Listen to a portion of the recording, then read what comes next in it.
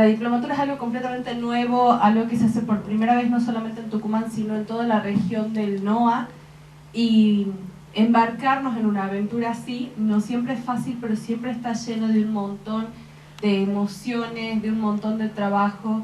Así que les voy a pedir un último aplauso antes de que me escuchen a mí. Un último aplauso para las chicas. Realmente un equipo hermoso. Ahora sí, la oratoria. La primera vez que le hablé de oratoria a algunos amigos que no eran del campo, me preguntaron con toda sinceridad e inocencia si tenía algo que ver con rezar.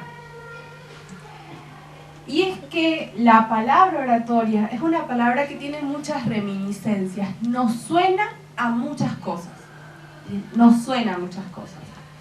La definición técnica, la definición de diccionario de oratoria es la que considera que la oratoria es aquella disciplina o incluso aquel arte que nos permite comunicarnos de manera eficiente y profesional ante una audiencia. Esa es la definición de diccionario, pero ya sabemos todos que el diccionario muchas veces se queda corto con los contenidos y con los términos que forman parte de nuestra vida. La oratoria sí es un arte, sí tiene que ver con la comunicación, pero por encima de todo, y tal como lo decía Agus, tiene que ver con las conexiones que nosotros creamos entre las distintas personas. Estamos recién saliendo de un momento crítico de la historia, no solamente de nuestra provincia, sino del mundo. En el 2019, cuando yo publiqué el libro de los 12 pasos para convertirte en un orador exitoso, jamás me imaginé que todos los eventos y todos los cursos y todas las presentaciones del libro de un momento a otro se iban a acabar. E íbamos a quedar en un mundo de calles vacías y un mundo de mucho silencio. Un mundo donde tuvimos que aprender a comunicarnos de una manera distinta y donde la oratoria cobró otra dimensión. Porque ya no era solamente el docente parado delante del aula, ya no era solamente el investigador en una disertación, ya no era solamente el orador en una charla, o una charla TED ni siquiera, e incluso eventos internacionales como las charlas TED tuvieron que mutar completamente para poder adaptarse a esa realidad que estábamos enfrentando y que duró 2 largos años y de la que recién estamos saliendo. Y todo esto nos llevó a reflexionar en el valor de la palabra. Porque quizás lo que más nos costó, más nos dolió durante ese tiempo fue sentirnos separados de los demás. Sentirnos de cierta forma solos en nuestras casas, si teníamos suerte con nuestras familias, pero a veces lejos de una parte de nuestra familia que también la necesitábamos ahí. Nos dolieron los asados de los domingos, nos dolieron los partidos de fútbol con los amigos, nos dolieron los cafés con los compañeros de trabajo a la salida del colegio, pero aprendimos a comunicarnos de otra manera, aprendimos a llenar de otra manera los silencios. Aprendimos también que la oratoria es un arte que va más allá del simple hecho de una persona que se para delante de una audiencia y se transforma en una capacidad integral de comunicarnos con todos, de vincularnos con todos. Y ahí está el verdadero valor de esta disciplina, el verdadero valor de las conexiones. Porque los seres humanos no existimos sin esas conexiones. Los voy a llevar en un viaje en el tiempo. Los que fueron alumnos míos en distintos cursos ya se deben haber cansado porque siempre hacemos el mismo viaje en el tiempo. Se ríen ahí porque ya lo han hecho. Quiero que se imaginen por un momento, si quieren cierren los ojos para visualizarlo mejor, esos primeros homínidos, esos primeros hombres que se bajaron de los árboles y que dijeron, vamos a renunciar a nuestra cola, vamos a renunciar a los árboles por la capacidad de ver más allá. Porque las distintas teorías nos hablan justamente de que la razón por la cual nuestra especie evolucionó como evolucionó fue en primera instancia para poder pararse recto y mirar más allá. ¿Y qué hay más allá? Somos una especie muy curiosa. Y también eso nos ayuda a sobrevivir como especie, porque sin la curiosidad no tendríamos los avances tecnológicos que tenemos hoy en día. Entonces, estos primeros hombres estaban ahí, en medio del África, solitos, sin el resguardo de los árboles, ya no tenían cola, ya no se podían trepar, aprendiendo a caminar como cuando un bebé está aprendiendo, bien tambaleándose. Y en medio de ese contexto tenían que encontrar una forma de seguir viviendo, no solo como individuos, como comunidad. ¿Y cuál fue el refugio? ¿Cuál fue la principal herramienta? El principal elemento del cual estos seres humanos se pudieron aferrar para poder crear un grupo que sobreviviera a lo largo de la historia. ¿Cuál creen que es?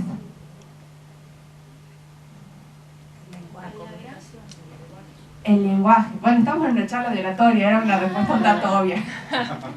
Pero sí, el lenguaje, la comunicación, la palabra. La palabra tiene su origen en esa necesidad de vincularnos con los otros, e incluso hay experimentos e incluso hay investigaciones que han mostrado que los primates superiores tienen acceso a una especie de comunicación rudimentaria donde tienen palabras, ¿bien? Tienen señales con significados específicos. Un grito para león, un grito para águila, un grito para agua. Entonces en las palabras fue en donde encontramos ese refugio para sobrevivir como especie, ese espacio donde nos juntamos con los demás y creamos una comunidad. Y fue gracias a la palabra que se desarrolló también el pensamiento, porque nosotros no podemos pensar sin palabras. Podemos intentarlo, pero no, ya estamos tan mediados por el lenguaje que no somos capaces de pensar sin palabras. Y la forma del pensamiento y las formas de las palabras fue cambiando a lo largo de la historia y nos fue enseñando también las diferencias culturales que se crearon en diferentes espacios, en diferentes comunidades. ¿Ustedes sabían que los esquimales, por ejemplo, tienen más de 10 palabras para la nieve? Una es la nieve recién caída, otra es la nieve cuando cae, para la nieve blanda, para la nieve dura, para el hielo. ¿Por qué? Porque en la vida de ellos la nieve es muy importante. Nosotros no tenemos 10 palabras para la nieve, pero sí tenemos muchas palabras para otras cosas que no voy a nombrar. Vean el sketch del oficial Gordillo, por ejemplo. ¿Bien? Tenemos palabras para nombrar nuestra realidad. Y cuando aprendemos a comunicarnos en diferentes idiomas, aprendemos también a ampliar nuestra habilidad. Nuestro universo se hace más grande con cada palabra que aprendemos. Y la oratoria nos enseña que comunicarnos en diferentes idiomas no es solamente aprender inglés, o aprender francés, o aprender latín y griego, que yo los aprendí en la universidad y nunca jamás en la vida los volví a utilizar. Así como no volví a utilizar nunca más el análisis de oraciones, ¿no? Sino que aprender a hablar en diferentes idiomas es también aprender el idioma del otro. La mayoría de las personas cree que el orador es lo más importante cuando hablamos de oratoria. La persona que está parada al frente, la que está en el atril, en el púlpito, en el escenario. Cuando uno se dedica a esto se da cuenta que el orador no vale tanto. El verdadero protagonista de la comunicación es siempre el otro, es siempre el público. ¿Por qué? Porque sin público el orador no existe. ¿De qué sirve la palabra dicha si no hay nadie que la escuche? La oratoria puede transformar completamente nuestras vidas, no solamente porque es una disciplina útil, no solamente porque como seres humanos necesitamos aprender a comunicarnos de manera efectiva con los demás para poder tener un mayor índice de éxito, una mayor posibilidad de alcanzar nuestros fines, nuestras metas y nuestros logros, sino también la oratoria es una disciplina fundamental hoy en día, porque el siglo XXI es el siglo de las ideas. Estaba dando una charla sobre historia del arte y estética hace un par de días, y uno diría algo nada relacionado con la oratoria, y uno de los alumnos me pregunta ¿cuál era el valor de las obras de arte. O sea, ¿por qué una obra de arte que era a lo mejor un graffiti podía valer millones de dólares? ¿Por qué una obra de arte mucho más elaborada a lo mejor no tenía el mismo valor? ¿Por qué una fotografía podía llegar a valer millones de dólares? ¿Qué era lo que hacía que esa obra de arte tuviera ese precio? Y lo cierto es que lo que hace que el arte tenga valor, lo que hace que las cosas que consumimos en general, todas las cosas que consumimos en general tengan valor, no son las cosas en sí mismas, sino las ideas que están detrás de esas cosas. Cuando yo voy y me compro un pantalón, ya que la tenemos a Alicia acá, cuando yo voy y me compro un pantalón, no me compro un pantalón, me compro el anhelo, el deseo de tener cierta imagen o cierta experiencia con ese elemento. Me compro la salida del cine, bien con mis amigos, me compro que mi novio me diga que me queda bonito, me compro el ir y salir con mis amigas y sentirme bien y segura con mi propia imagen.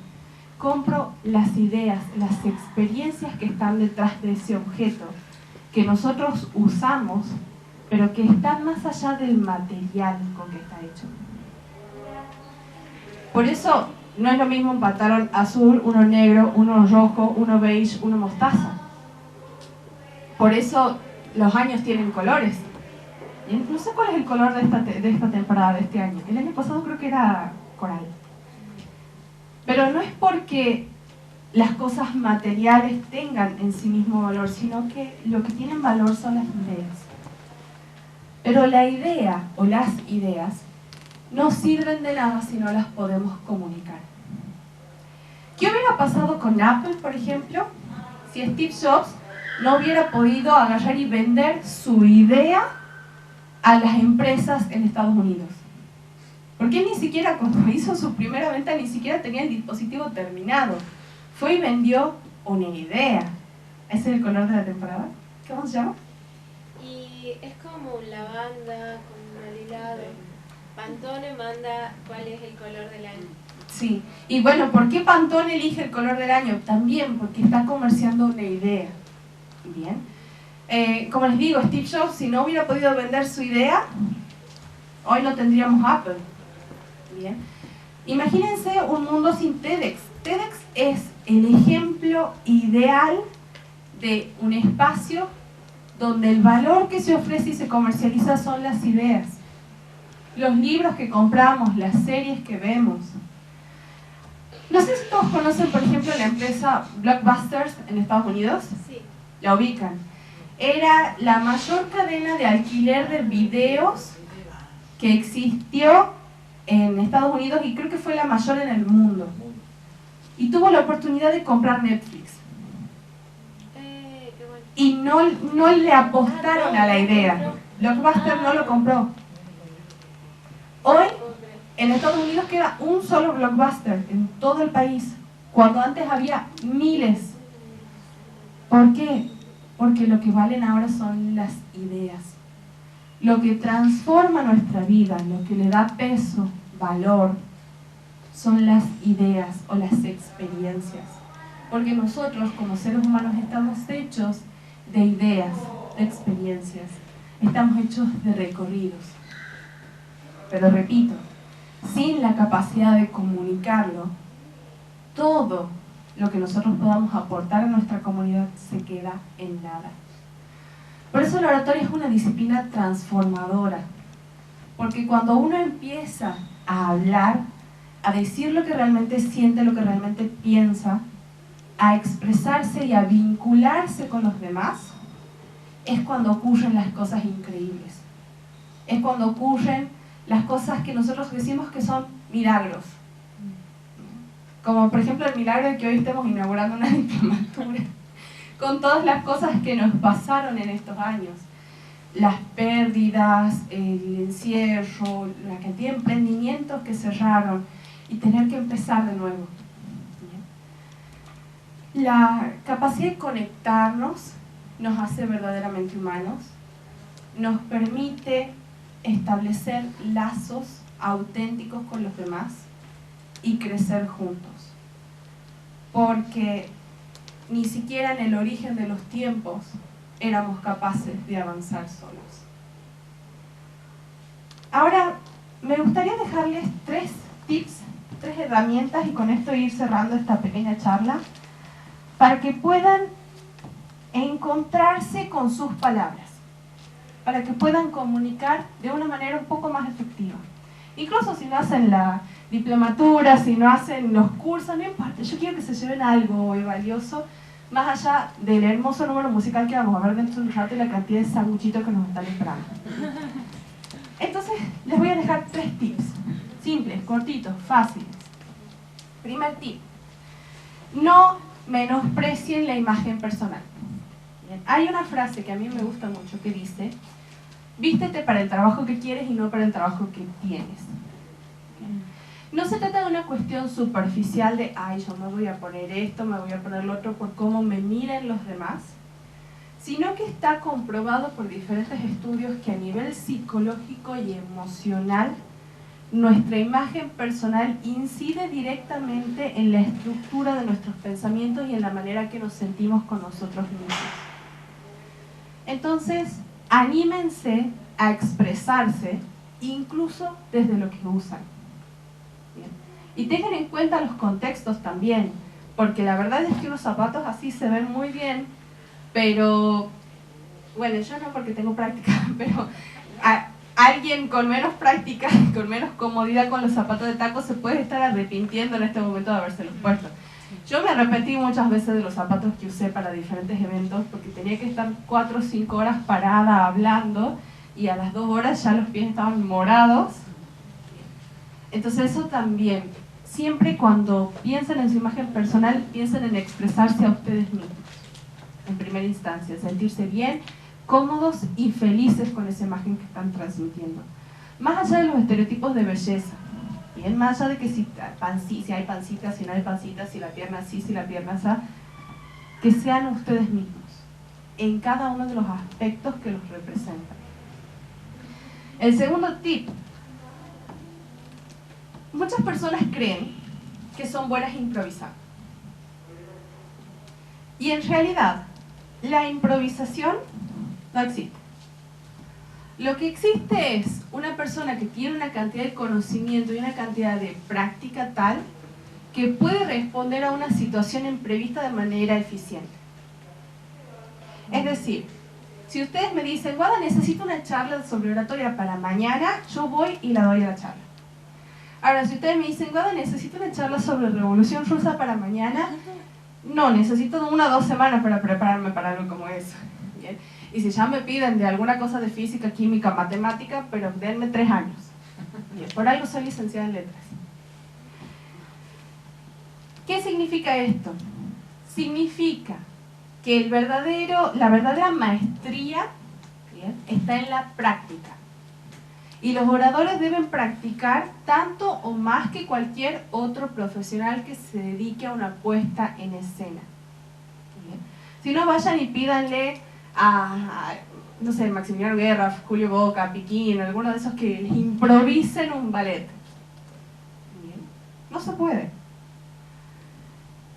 La práctica también tiene que ver con prepararse para las situaciones que pueden enfrentar.